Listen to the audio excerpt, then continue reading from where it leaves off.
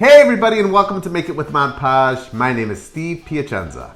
And I'm Cathie and thanks so much for joining us today. I'm so excited about today's projects.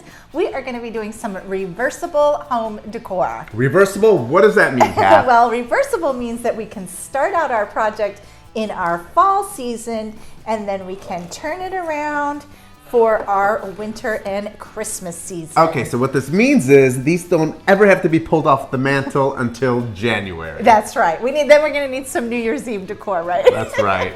These are so easy to make, and really what we're going to be using for the fronts and the backs is just some decorative scrapbook paper and our wood blocks. And don't forget our Mod Podge.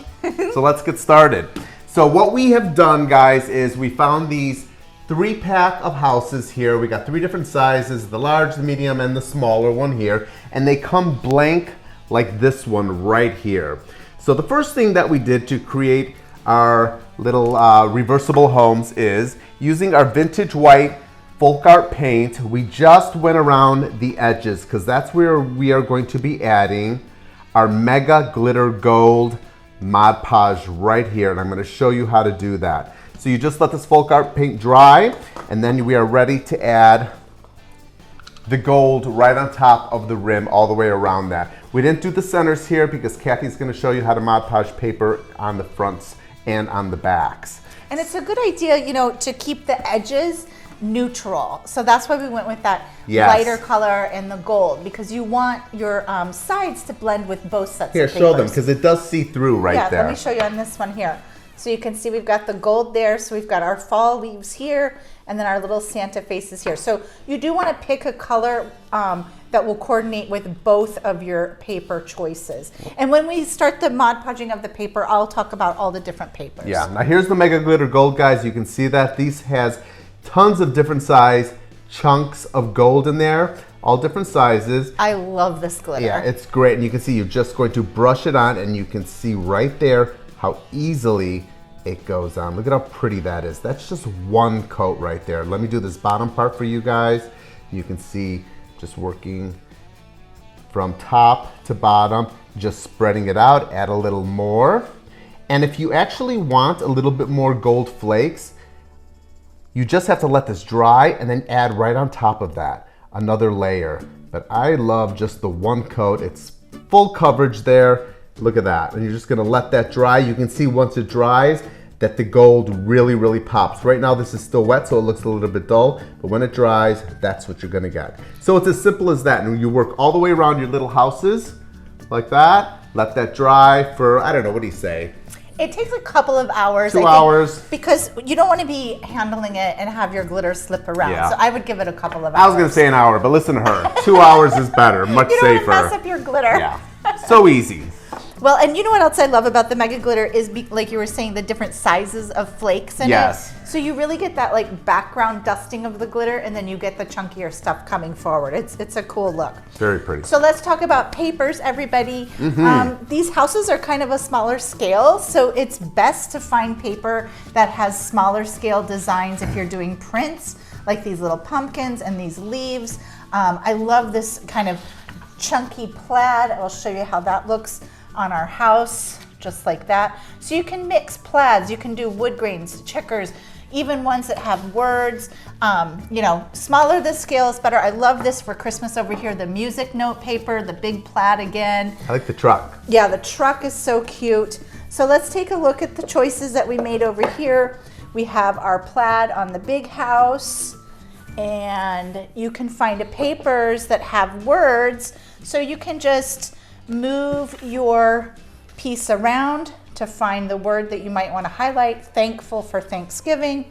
And then over here we've got our little leaves going on. And on the reverse side we've got some Santa, we've got our trucks, and our Christmas plaid. And this is a great project for those little scraps that you have, because it doesn't take too much of the paper. Yes, that is a good point. I didn't really think about that, but I have got so much scrap paper that I could have probably done this project from the scrap bin. So let me show you. It's very simple. If you're new to Mod Podge, this is the very basic process for attaching paper to wood. And if you've done this for a long time, some people have been doing Mod Podge since they can remember, then I hope you enjoy this idea of a reversible project. So we're gonna add that to the back of our paper. Make sure you get all of your edges. This is the matte formula, but you could use gloss or satin also. And for here today, we're gonna use it as a glue and a sealer. I like to add a little bit to my wood piece. Not too much, you don't need a lot, you just need a nice even coat. And we're just going to pick up our paper and position it. Let's bring that down a little bit so you guys can see that better. Position it right onto the house and start in the center and smooth out. I guess I should say I cut my paper to size already, and I like to trace with a pencil on the back side so I don't end up with any pencil marks on the front side. Yes. And then you'll just smooth that out to get rid of any air bubbles. That looks pretty good. Now normally I like to wait about 15 minutes before I top coat, but for sake of time I'm gonna just go ahead and show you top coating. So got that smoothed out for top coating. I like to take my Mod Podge onto my brush, and here I'm using a 1-inch gold brush. I like to use bristle brushes. Go ahead and just do nice, smooth, even brush strokes, working all the way across. And you don't need too much to top coat it, just enough, just like so. And wiping off the bottom, and there you go. You've got it all glued down and all sealed. Now you want to set this aside and let it dry for a good couple of hours. Once it's dry, you can add embellishments if you want.